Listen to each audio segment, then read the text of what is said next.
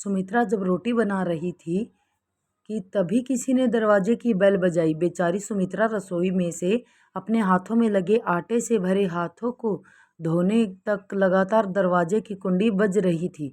वह लगातार बोल रही थी, थोड़ा रुको, मैं आ रही हूँ। अब इस उम्र में वह भागकर जा भी नहीं सकती दरवाज़ा खोलने के लिए। जैसे ही उसने दरवाज़ा खोला और सामने देखा तो उसकी बेटी अंजलि दरवाजे के बाहर खड़ी थी।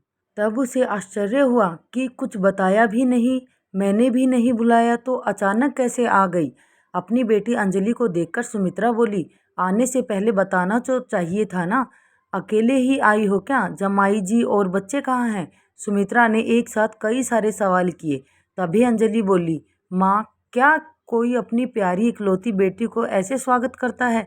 मुझे लगा कि तुम मुझे अचानक देखकर बहुत खुश होगी और सबसे पहले मुझे गले लगा लोगी, पर यहाँ तो उल्टा ही हो रहा है। शायद तुम दुनिया की पहली माँ होगी जो बेटी को ससुराल से अपने घर आते देख खुश होने के बजाय चिंता में पड़ गई। क्या मैं अकेली इस घर में नहीं आ सकती? क्या हमेशा दामाद और बच्चों के साथ ही आना जरूरी है?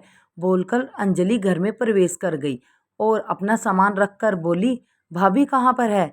भाभी, जल्दी चाय नाश्ता लेकर आओ, आपकी ननंद आई है। बहू घर पर नहीं है, अपने मायके गई है, माँ ने कहा। अच्छा, इसलिए तुम घर संभाल रही हो और खाना बना रही हो? माँ, तुम्हारी बहू के तो बड़े ठाठ हैं, बहुत मौज से घूम रही है और सास घर संभाल रही है। देखो ना, आपने बहू को आने से पहले ही खाना बनाकर रखा है, उसे घर आकर कुछ भी काम करने की ज़रूरत ही नहीं पड़ेगी।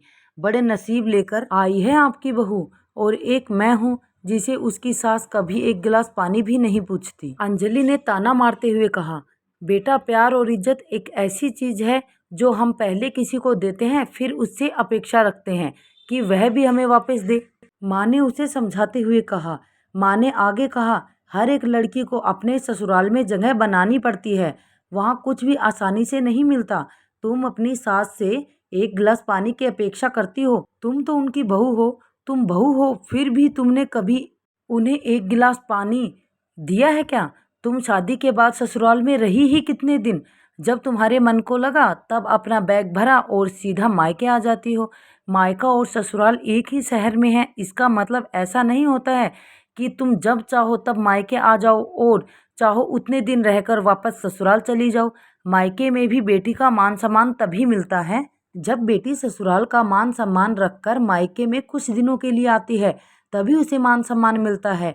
ऐसा हर रोज बिन बुलाए कोई कारण ना होते हुए भी कोई बेटी मायके आती होगी तो उसको साधारण पूछताछ भी कोई नहीं करता। और तुम मेरी बहू को बोलती हो ना, तुम तो मेरी बहू की बराबरी ही मत करो। वह कभी भी बुलाए बिना अपने मायके नहीं जाती है, और गई भी तो वहाँ की कोई भी बात में वह कुछ नहीं बोलती। वह जब घर में रहती है तब वह मुझे घर में कोई भी काम को हाथ लगाने नहीं देती। अब मेरी इच्छा से घर का काम कर रही हूँ, वह मुझे काम करने के लिए कह के नहीं गई। अपनी बेटी को माँ के सिवाय अच्छा कौन समझ सकता है? मुझे तुम्हारा स्वभाव अच्छी तरह पता है। तुम्हें ससुराल में सब लोग अच्छे हैं, तुम ही उनके साथ मिलजुल कर रहना नहीं चाहती। ससुराल तो ससुराल होता है और मायका तो मायका होता है। मायके में घर का काम अपनी मर्जी से होता है। ससुराल में सबसे पहले सबका दिल जीतना पड़ता है, सबको अपना बनाना पड़ता है। उसके लिए छोटों से लेकर बड़ों तक सबको प्यार करना पड़ता है, सबकी पसंद नापसंद का ध्यान रखना पड़ता है, सबसे प्यार से बोलकर सबको उसके घर के कामों में मदद करानी पड़ती है। तभी सब लोग घर में आई नई बहू को स्वीकार करते हैं, उसे अपना मानते हैं।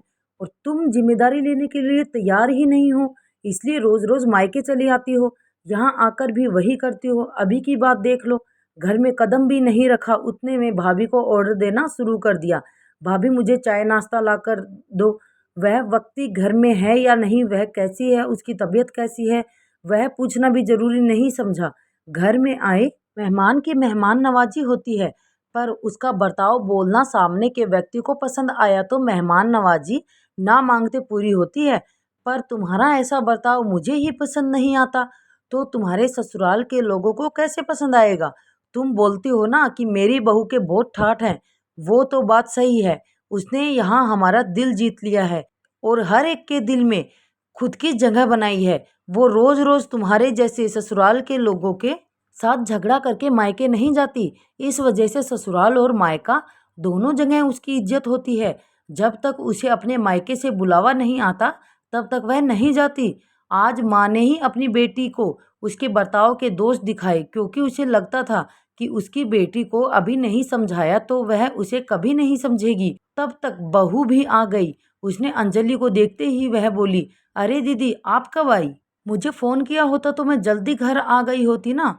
इस पर अंजलि बोली, नहीं नहीं भाभी, मैं वापस जा रही हूँ। अभी ही मेरी सास का फ़ोन आया था। उनके सीने में दर्द हो रहा है, मुझे वापस जाना है। फिर कभी आऊँगी यहाँ। बोलकर अंजलि अपना सामान लेकर चली गई। तभी उसकी भाभी ने उसे रोकने का प्रयास किया, पर उसकी सास ने ही अपनी बेटी को रोकने के लिए मना किया और अपनी बहू को बोली, बहू जाने दो उसे, पहले अपना घर संभालने दो, उसके बाद उसे मायके में आने दो। तुम भी किसी के नहीं बुलाने पर तुम्हारे मायके जाती हो क्या? तभी बहू भी समझ गई कि सास ने अपनी बेटी को जीवन का पाठ पढ़ाया। काफ़ी महीने हो गए अंजलि का फ़ोन नहीं आया था। वह खुद भी मायके नहीं आई, इसलिए उसकी माँ ने उसे फ़ोन किया। शुरुआत में किसी ने भी फ़ोन नहीं उठाया। फिर थोड़ी देर बाद फ़ोन किया तो फ़ोन उठाया, लेकिन अंजलि ने नहीं, उसकी सास ने। तभी उन्होंने उनकी तबीयत का पूछा। फिर दोनों की बातें शुरू हुई। तभी बीच में ही अंजलि की सास ने उसकी माँ को धन्यवाद किया।